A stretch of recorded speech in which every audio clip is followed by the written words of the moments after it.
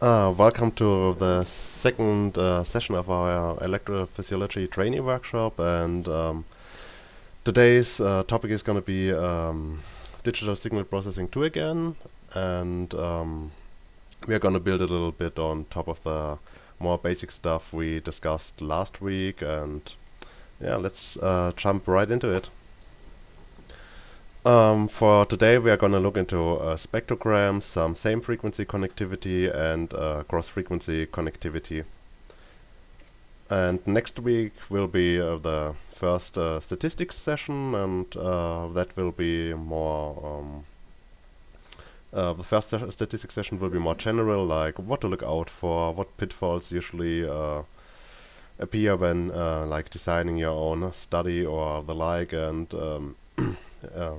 yeah, that's what it's going to be about. So let's jump right into it and start with the spectrograms. I basically took here a couple of spectrograms from a number of papers to basically give you an idea of what we are gonna be like able of understanding after this part of the session. So we're gonna jump back to that later on. For the spectrogram, that's kind of the continuation to what we discussed last week when we did the FFT and basically looked into how they get power spectrum density estimation from the FFT. And the spectrogram is quite similar to that, but instead of providing us only one power spectrum density estimate, we are going to get a subsequent one for different time periods. So if we have our signal and we feed some data into our FFT, we get our distribution as usual. And last time we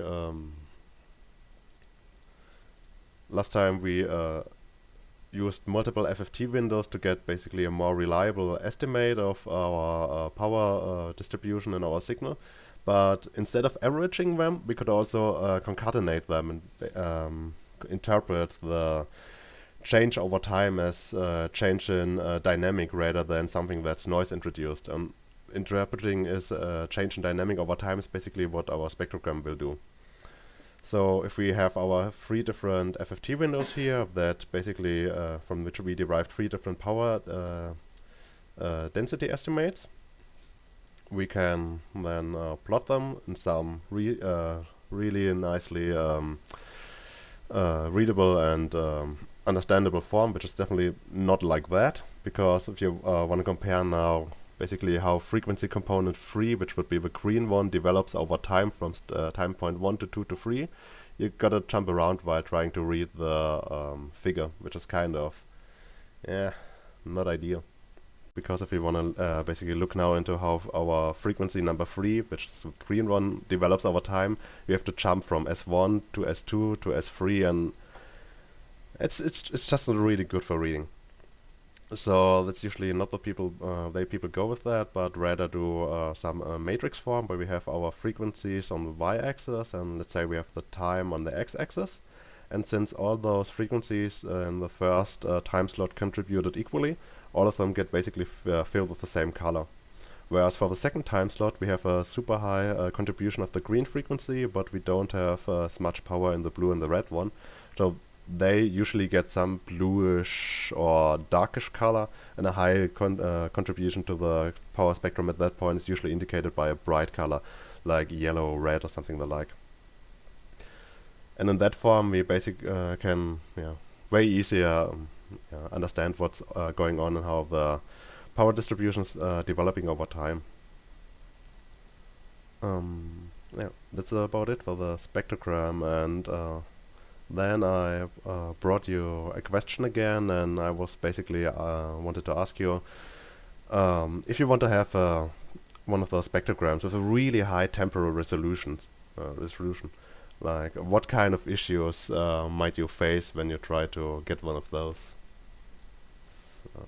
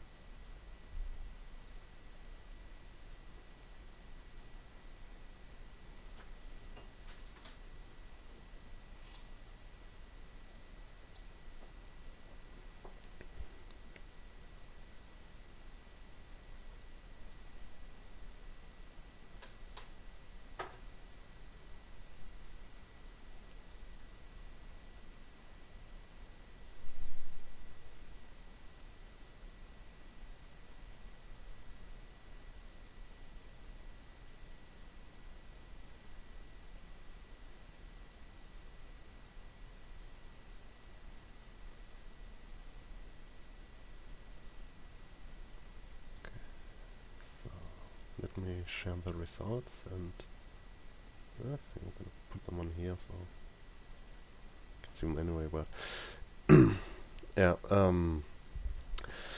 you won't need more data if you add more data into your FFT. You're either just gonna generate more individual FFT windows, therefore have you're gonna end up with a longer spectrogram, or the other way around. If you're gonna do like wider windows, you're gonna increase the number of you're gonna increase the frequency resolution, but it's not gonna be you're not gonna get a higher temporal resolution from that. The results may be more noisy if you go for a high temporal resolution. The reason being that for the results to be like resistance towards noise, you occasionally want to average them across individual windows. And if you kind of deprive yourself of that option by going for that high temporal resolution, there's not much averaging you can do anymore. So if your data is noisy, it will get less reliable. And then, of course, the frequency resolution will get worse if you, for example, choose to do larger frequency bins because you want to have want to use less data in your FFT. So it's the second and the third one. Let's put it out again. Okay, so let's move on to some figure from a paper. Here we see a spectrogram which basically has activity between, let's say, 5 Hz and 35 Hz. And that's before deep brain stimulation is turned on. There's no activity measured at all during deep brain stimulation, which you can nicely see from the vanishing of literally any background noise, which at the very least would have to be there. And after turning DBS on again, you can see that that activity is initially a little bit suppressed and then comes back again. But the important thing here is you see that, let's say, there's more power here at 10 Hz and around 25-ish Hz, and there's a gap in power around here, and you see that temporal evolution of how that power distribution changes. Another example is from this paper that Luca and I am writing at the moment. In this paper too, you can see that it's looking at beta power in the SDN again, and you can see that that beta power isn't a constant thing, but much rather fades in and fades out, which you see from the fact that these are little disconnected dots with blue less power areas in between. And then we have another spectrogram here where they did some kind of intervention which likely caused the power decrease in this frequency band shortly after the intervention was applied. So the coding example is kind of a copy from the last time from the coding example where we did the FFT, because for the spectrogram you literally do the same. The only difference is that you cut your signal and basically run that through a loop. So there's no additional knowledge needed in that regard. And that's already it for the first topic, the power spectrogram. Now let's move on to our same frequency connectivity, and there we have like 2 papers again showing same frequency connectivity results, which I'm gonna like discuss a little later on. And I first wanted to start with the gross spectral density, which is this mathematical beauty over here, and that basically estimates that kind of computes how spectrally similar 2 signals are, which is a really complicated term, and it doesn't become really easy if you want to try to understand that into an intuitive way. So ideally we just go for that step by step. One thing that we can do with our gross spectral density is, instead of feeding it with 2 different signals, x and y, we can just feed it with 2 times the same signal, x. And that's kind of the part I skipped on during last session. That's basically how you calculate your power spectrum density in the end. You're doing a gross spectral density on itself, called outer spectral density. And later on we are going to use that complex coherency over here to do some same frequency connectivity. So let's take a look at our power spectral density estimation and how that works. Again, let's say we have some kind of signal and we use our FFT to get our different frequency components out of that signal. You usually get your frequency, let's say for your frequency f, you get a complex number with a real part and an imaginary part, called A and B in this case. And from those real and imaginary parts, you can derive the amplitude of your signal, and you can derive the phase of your signal. Which means for every frequency, the PSD is gonna like pull out of your signal, you're gonna get the amplitude and the phase of that one. Yeah.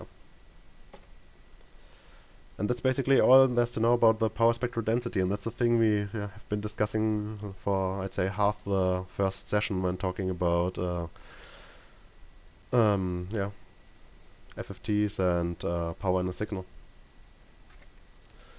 And the first real connectivity metric for today is going to be magnitude squared coherence.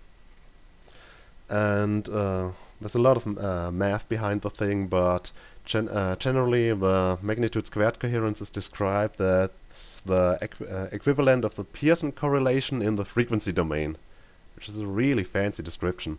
So I was wondering, if I tell you exactly that, what do you think is does magnitude squared coherence measure like actually, if you want to describe it to somebody else? That's the wrong one. There it is.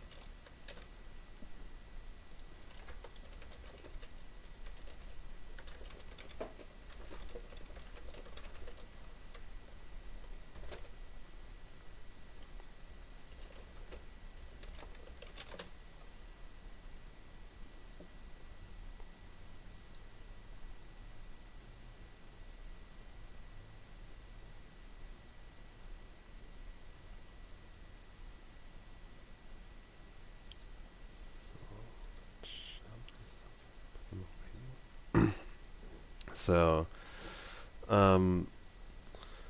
initially from the phrasing of that, you're not actually measuring the correlation between the amplitude of the two signals. That's not what it's going for at all.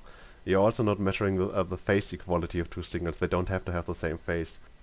What you're measuring in the end is the similarity between the amplitude modulation over time and the consistency in phase difference over time. Meaning, if you want to have a high connectivity value, the phase needs to have a constant shift across time, and modulation needs to be modulated equally across those two signals. If either of those don't comply or both of those don't comply, you're gonna get a low connectivity value. But since that's rather difficult to grasp from simply me talking about it, let's get a little more figurative with that. So let's say we have our two signals here. The white signal is the original one, and the red signal is the signal we recorded at some kind of destination. And we want to know whether there's connectivity between those two signals. And what we are going to do then is we're going to estimate, we're going to do an FFT on those signals, and then from that FFT we are going to take the phase and the frequency information, and we are going to use this information to determine whether the phase between the white and the red signal is going to be equal over time, or whether that phase difference is going to vary.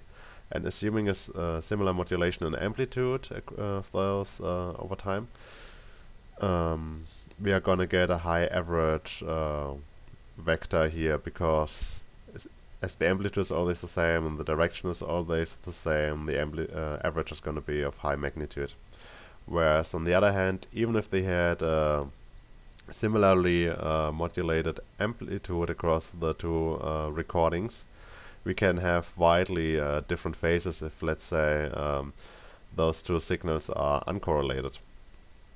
And if we now average across those, although individually all of them have the same amplitude as on the left side, the average of that is a rather small one because they're pointing all in a different direction. So to get high connectivity, you need to have a similar amplitude modulation and a constant phase shift. And if you either have not a constant phase shift as indicated here on the right side, or you're gonna have different amplitude modulation, you're gonna get a low connectivity. But since that's a combination of those always, if you get a low connectivity, you're never gonna know whether you get a low connectivity due to having a not consistent phase shift or because the amplitude is not modulated equally across those two signals here. Furthermore, to investigate connectivity, you're gonna have to have a lot of data because that's connectivity estimates are rather slowly converging, so you're gonna need something in the ballpark of 15, 30 ideally seconds at the very least to get a reliable estimate of the connectivity between two different sites. Let's go on to imaginary coherence, which is kind of an adaptation from the original magnitude squared coherence, because magnitude squared coherence has the issue that, as I already said, by just looking at the phase difference between two signals, it's always going to return a value irregardless of whether that phase difference is actually zero. And if you have a phase difference of zero between two signals, you're comparing a signal to its identity. And the only way to compare a signal to its identity is if you recorded the same signal twice, which may happen if you have, let's say, an EEG setup, you have two neighboring electrodes. Of course, they're gonna share some part of the power distribution they are recording, and naturally they're gonna share some kind of activity, which will then give rise to connectivity if evaluated with magnitude squared coherence. But it's not like there's actually information flowing between the sites belonging to those sensors. It's literally just the same recording recorded twice. And imaginary coherence is an attempt of fixing that. And while magnitude squared coherence was the upper beauty over here, imaginary coherence is a little different, and the main difference is basically that imaginary sign here, which means instead of quantifying, taking all of that circle here into consideration, we're only looking at the imaginary parts, so basically whether the thing goes up or goes down. There's no to the left or to the right anymore. And again, if all of them point in the same direction, meaning they have all the same phase difference, assuming a similar amplitude modulation, you're going to get a high value. On the other hand, if they all pointed in different directions, you're going to get a low value.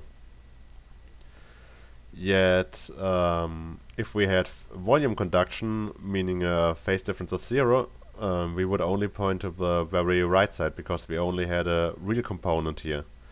But since we discard this, the left and right side of this circle, we wouldn't take this information into consideration when calculating the magnitude of this sample here. So instead of getting the real magnitude, it's going to get a magnitude of 0. There may be volume conductance, but does not necessarily have to. So since that was kind of the introduction to imaginary coherence, it's kind of the next question on imaginary coherence. What do you think might be the cause for a low or a zero value when applying imaginary coherence to measure the connectivity between two signals that you recorded?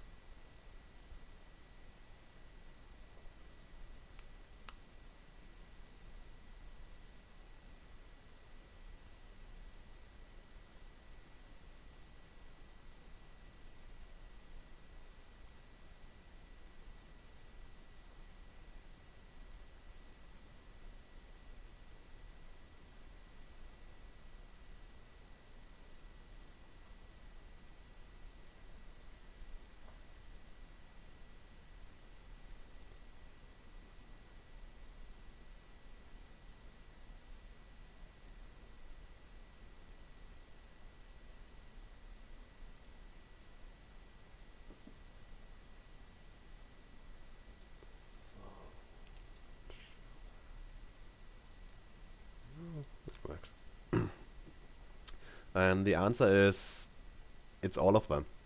If you get a 0 value or close to 0 value, you could either have no connectivity, you could have the presence of volume conduction, you could have badly selected your FFT window sizes, which, for example, would be, let's say you're comparing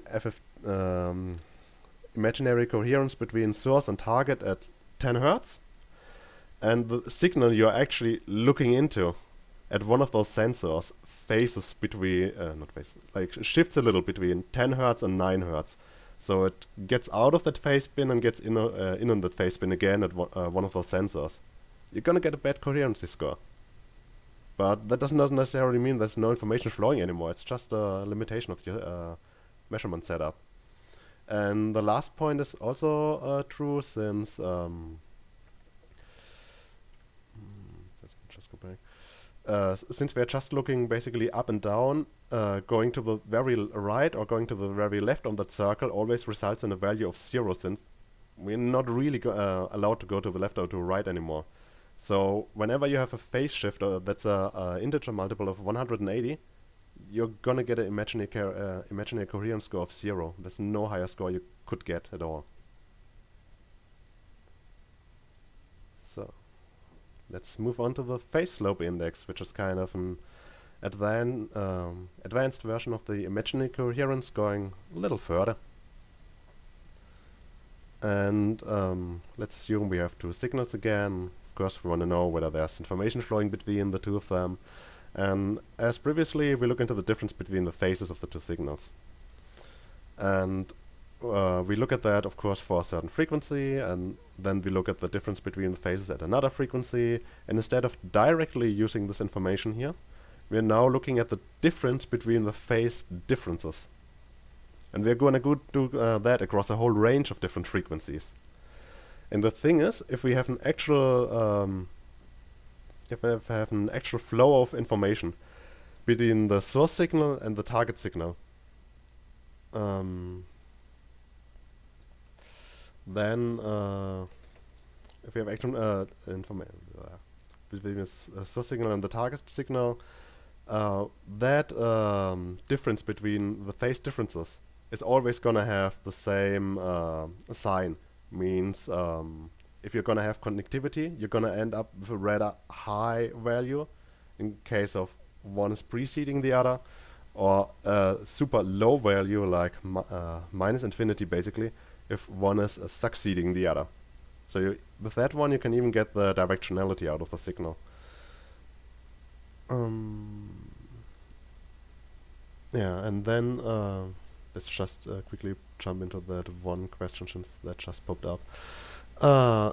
Volume conduction means that if you record once, if you want to estimate connectivity, but you're recording the same signal twice, that's just termed volume conduction usually, because you have a spread of activity across different sensors. Which, of course, is not real connectivity, since it's just an artifact, so you ideally want to get rid of that when doing your analysis. Then they have directionalized absolute coherence, and with that one I have to disclose that Luca and I looked into different methods on how to estimate connectivity, and that's basically kind of one of the methods we came up with for connectivity estimation that is somewhat reliable, but I just thought it might be important to disclose that at this point, since one is always a little caring about their own brainchild, I'd say.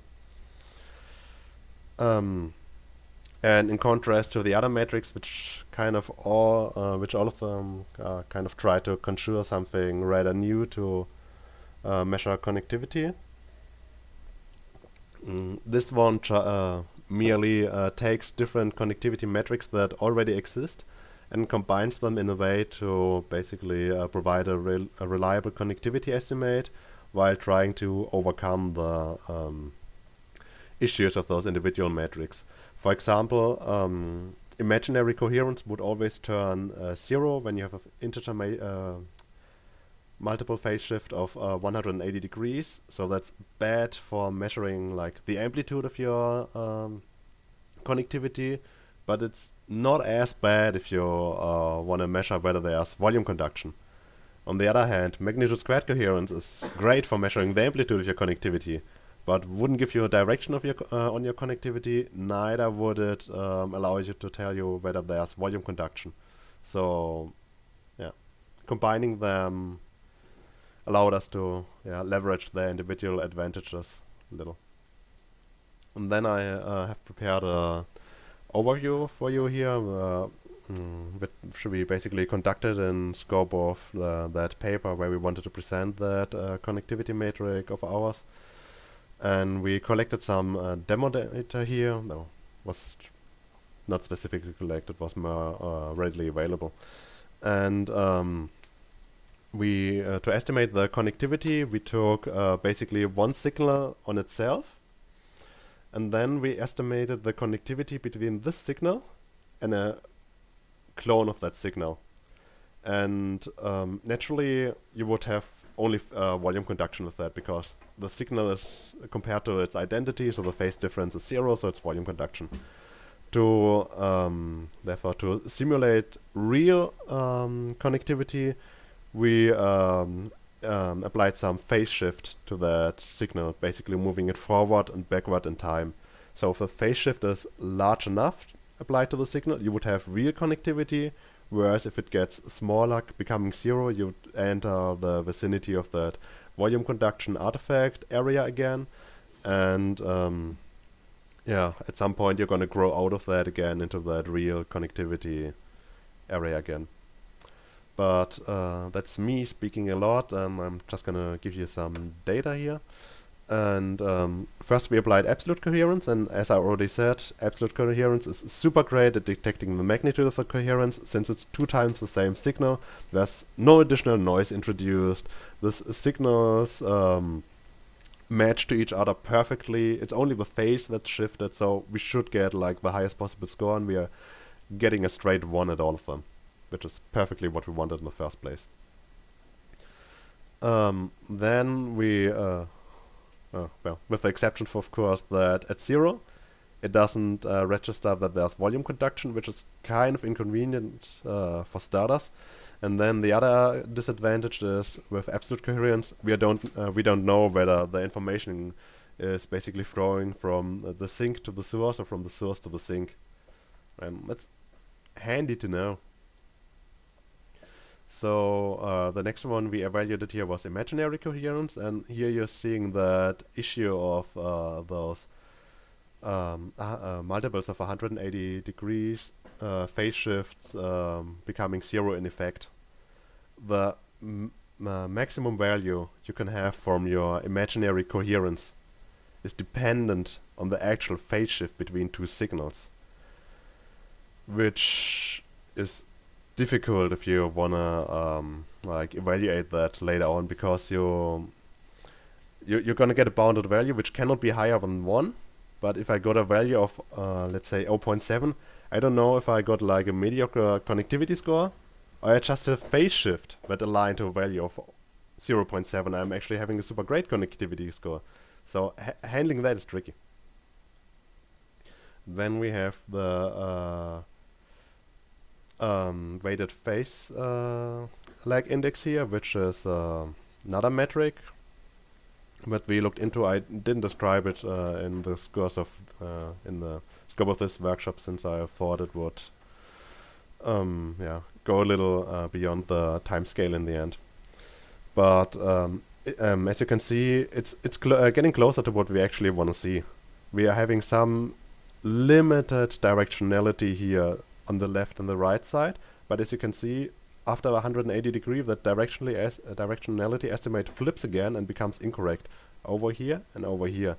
So you would only get directionality out of that if you basically knew your phase shift, which is again tricky. And you have a lot of those wandering dots being all around here, which you don't want to have either. Next one that we evaluated in comparison was the phase slope index, which I already discussed in the scope of this session. And as you can see, this one is pretty solid by now.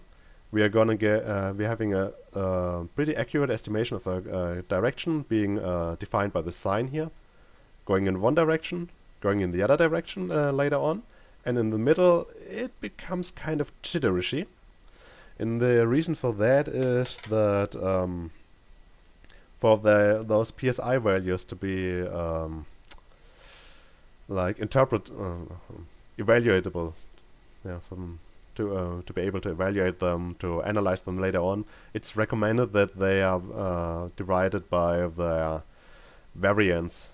And if your phase difference goes to the vicinity of 0, you end up with something that sounds like x divided by the variance of x, with x going to 0, which turns into 0 by 0, which is something the computer doesn't really like. So going to 0 puts you in a singularity, which is bad. And on the lower end, you have the metric that Luca and I came up with, combining the upper ones, except for the weighted phase like index. And with this one, you get a couple of differences from the other ones. Like with PSI, you get a solid estimate of the direction of that connectivity here. And the other thing you get is, of course, you also have a solid estimate of the amplitude, which is actually something that in demo data set number 4 for the PSI didn't work out at all for some reason. Kind of odd. And the other advantage of that metric that we came up with is none of those metrics above can really detect whether you have volume conduction or not. All of them basically handle that by approaching 0, which means you have to define an arbitrary threshold after below which everything is 0 for is volume conduction for reasons. And with the metric we came up with, we have these dots here in the middle, which means we can configure the metric in such a way that it actually tells you whether this is likely volume conduction and not simply values getting smaller or larger. Because if you took this, for example, it would be kind of hard to justify that the threshold would sit here, here, or a little more to the right. Okay, then we have example, as I said, from a paper here, they investigated same frequency connectivity between the STN and the motor cortex, and they basically found that same frequency connectivity between the right motor cortex and the STN was going up in the beta band. I'd guess during some kind of stop and go task, but I would have to read it, look into the paper again. Yeah. And this is another application of the same frequency connectivity, and in this case it's between EEG and EMG.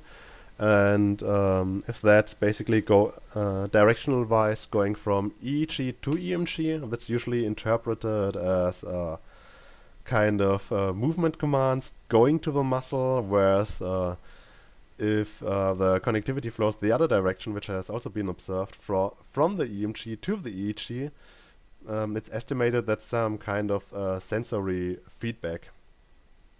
And by basically knowing that, you can also already see that there's a necessity to know the direction of your information flow.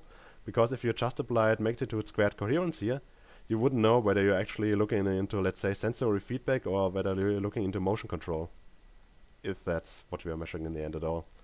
So getting more information in that regard is kind of crucial.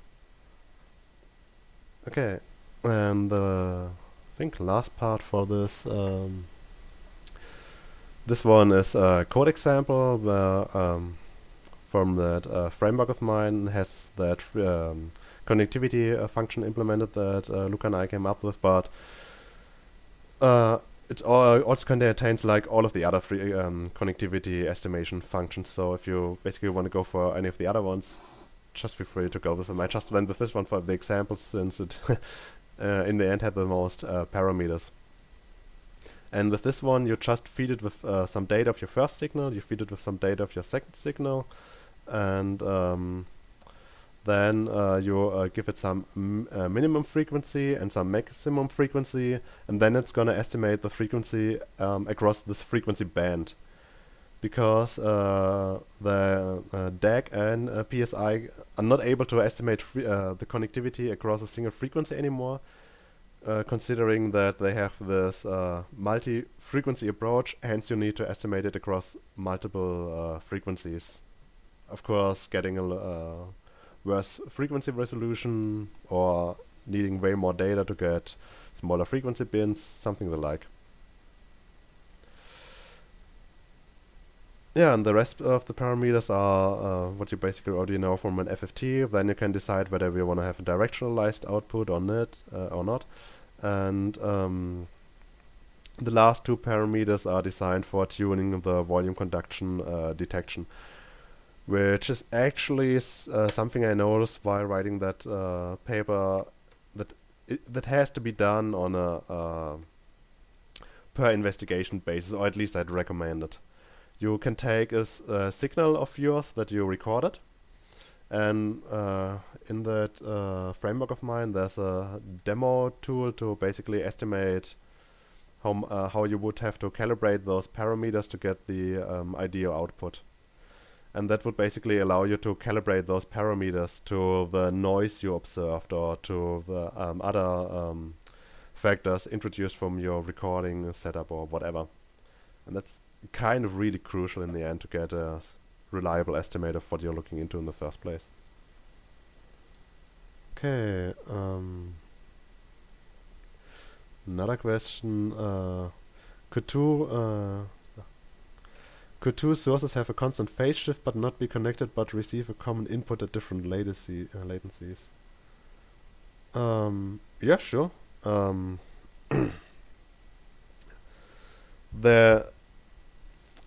I'd say if you want to look into, like, even if you have a directionality on your information flow, it's not that the direction that the information has to flow from A to B. It's just that the information is present at A and later at B, or the other way around. Presence of connectivity, I'd say, is a requisite for some kind of information going around, but it's there's no causal relationship necessarily. Meaning, basically, let's say if information was flowing from brain area A to B and C, it could arrive earlier at B than it arrived at C. And if I measure just at B and C, I am gonna think, oh, there's information flowing between B and C, but that's not actually what's happening. But due to the limitation of how that stuff is working, I couldn't figure that out at this point. Okay, that's about it for same frequency coupling. Let's jump into cross frequency coupling. Why same frequency coupling? Basically focused on, yeah, as the name says, and as we established now, coupling across the same frequency, which is usually identified by having a constant phase shift between two signals. Sorry. Cross-frequency coupling works a little differently. With cross-frequency coupling, you usually want to investigate whether there's some kind of interaction between a really high frequency that you observed somewhere and a really low frequency. And in my experience, there has to be a considerable difference between those two frequencies. So if you want to do some cross-frequency connectivity stuff like phase amplitude coupling, one of those frequencies should be, let's say, 5 Hz and the other should be above 50 or something. They cannot be too close together. And here we have two papers that you can like look into later on after going through a couple of those metrics. As I already said, with same cross-frequency coupling, we want to estimate whether there's a connection between a high-frequency component and a low-frequency component. And on the left side, we have like some small, really slowly oscillating signal. On the right side, we have some super fast oscillating signal. And the question is now, if we shove that up a little, If you put them together, does basically the white signal become a really nice envelope of the red signal, or are they a mismatch? And that's what we are quantifying if we investigate phase amplitude coupling. And two metrics of doing that is the modulation index and the direct modulation index. And at this point, the direct modulation index is also a metric that Luca and I came up with to measure phase amplitude coupling. And it's derived from the modulation index, named on the left side, and those are going to be the next two that are going to be explained. So let's say we have our signal, and we want to know whether there's some phase amplitude coupling between that signal. So we take our signal, and for the low frequency signal, we look at the phase. For the high frequency signal, we look at the amplitude. And in the case of those two metrics, in terms of those two metrics, it's usually done via a histogram. So we take basically the first part here and look what's the average phase in here of the white one, and would be somewhere around here, and what's the average of the amplitude of the red signal, and would be about similar. And then we just go on doing that until we have ran through the first phase, and then we do that with the second, the third, and so on. And the more data you fit into the thing, the more reliable it becomes. And if we basically do that a couple of times, we get some super nice histogram here, which is going to look like that, where we have the bins indicate basically the phase of a white signal, whereas the height of the individual bars indicate the amplitude within those. And if they have phase amplitude coupling relationship, the thing would have to look like this one, like a Gaussian. And in the modulation index, that's quantified via entropy.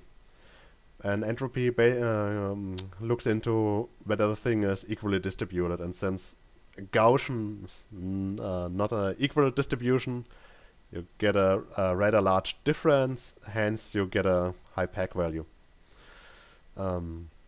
But the issue with quantifying it this way is that if you only compare it to an equal distribution, you can have like one Gaussian in your histogram here, and you're going to get a high PAC value.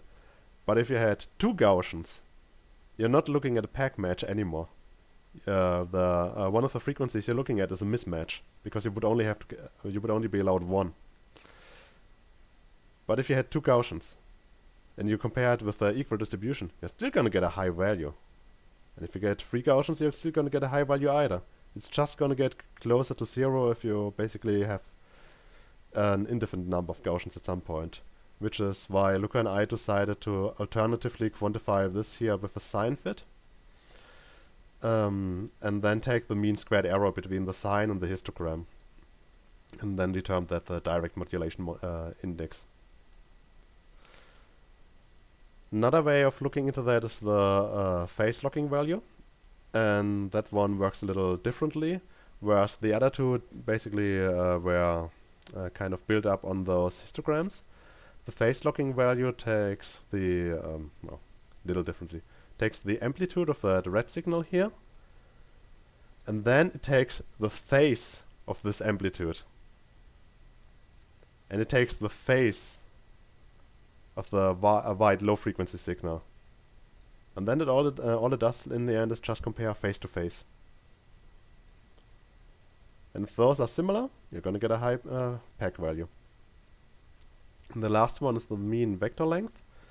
Starting again with our data signal here. This one is the, I'd say, conceptually most odd one, but in our investigation it was the most reliable one, besides the one we had. And this one, like the previous one, takes the amplitude of the high frequency signal, takes the phase of the low frequency signal, and then taking this amplitude here and this phase here, it kind of artificially creates a new signal and looks whether it uses this new signal to quantify whether there's phase amplitude coupling or not. Estimating it's mathematically a little different, but it's estimating again the similarity between this shape and this shape, geometrically speaking, and that's in the end term the mean vector length. So in the scope of that other paper, we also investigated how those different phase amplitude couplings perform, and here I brought you a couple of evaluations from the from applying our metric, the direct modulation index, and the only fit between well, let me explain a little more. We calculated the direct modulation index between a high frequency and a low frequency signal, and we only wanted there to be one actual pack fit. The other ones should be erroneous signals. So, for example, we created a low frequency signal which has a frequency of 10 Hertz, and we created a high frequency signal which has a frequency of 200 Hertz, but the amplitude of this high frequency signal got modulated by 2 Hertz, 5 Hertz, 10 Hertz, and 20 Hertz. So in the end, if we take the high frequency signal, which got an amplitude modulation at 10 Hertz, and we take the 10 Hertz default signal, we should get a high PAC value. But if we, let's say, took the 10 Hertz default signal and took the high frequency signal, which has an amplitude modulation of 2 Hertz, we shouldn't get a high PAC value because it's a mismatch. And when we quantified that with our metric, it worked pretty accurately, and as you can see, there's like a super high spike at 10 and not spike at one of the other frequencies. When we applied the default modulation index, we had a really high spike at 10, where it was supposed to be, finding the right PAC match. But we also had a super high spike at 5 and 1 at 2, which would basically translate to if you were doing some clinical study and you, let's say, want to investigate PAC between beta and some gamma, and you applied the modulation index, that gamma, if there was PAC between the gamma and the beta, there's a really decent chance that just due to some kind of calculation error, there's also pretty much PAC between alpha and that gamma, and theta and that gamma, because that's a flaw of how the modulation index is designed in the end, and at that point. So we try to go a little around that. The phase locking value performed pretty well on those low frequencies and compared to the target frequency, but then all of a sudden it had a hiccup at 20 Hertz, which can also be nicely explained by how the thing is set up. And that would basically, again, translate into, if you investigated phase amplitude coupling between alpha and gamma, and you found some, and then your some colleague came to you and said, hey, let's look into beta and gamma, and you lose the phase locking value, you're gonna have pretty decent chance of finding roughly a third the amplitude of phase of PAC between beta and gamma, although there's actually none. It's an error in how the metric would estimate PAC scores. And the most reliable one that we investigated besides ours was the mean vector length, and as you can see, that one pretty much has the like almost the same shape as the metric that Luca and I came up with. And yeah, that's kind of most of the difference between those metrics. And one major issue that I not have yet talked about is with those cross-frequency coupling metrics is that mostly they are not bounded to a specific interval, meaning that with either of those metrics, except for the one that we came up with, you're going to get a random value, like you're going to get 0.9 or 0.2. and that's going to be either a high value or that's going to be a low value, but you can only compare that to a relative reference because you have no absolute point of reference. Because you don't know how much to the top the scale could potentially go. With those same frequency connectivity issues, you don't have that issue because most of them are topped at 1, so except for imaginary coherence. So if you get like a lower value, you're pretty much knowing where you're standing. And we try to move that inside a little to that cross-frequency connectivity estimation also by limiting the output of that direct modulation index to the interval of 0 and 1. And then, of course, how that's usually presented in other papers. That, for example, is a presentation of the modulation index, and that's usually presented across 2 phase histograms, and one going from 0 to 720. And as you can see, that's a really nice shape that looks either Gaussian or sinusoidal, something the like.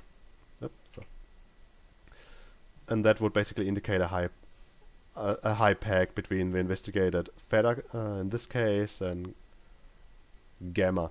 But when investigating when reading those peg papers or like looking into that, you should also look into the what method was applied, what other frequencies did they look at, and to basically quantify a little on how reliable those estimates are, because getting a reliable peg estimate is way more difficult than getting a reliable same frequency connectivity estimate. And this is the other example I brought with me, and this does cross-frequency coupling between also low frequency and high frequency, and they conceptually they are a little similar to the spectrograms we saw initially in that first part. But this time you don't have an evolution over time. You have the high frequency components frequency on the y-axis, and you have the low frequency components frequency on the x-axis. And this is basically trying to show you which frequency, which low frequency actually is reminiscent in the amplitude of the high frequency, or where you can see some kind of modulation in this context. Yeah, and then again, this is an example on how to apply the stuff I just talked about. That's again from the toolbox of mine, but the as with the same frequency connectivity metrics, it also contains all of the other cross-frequency connectivity metrics I just discussed, so it's not limited to the one from Luca and me. And you just put in one signal, you put in the other signal. They have to be in the right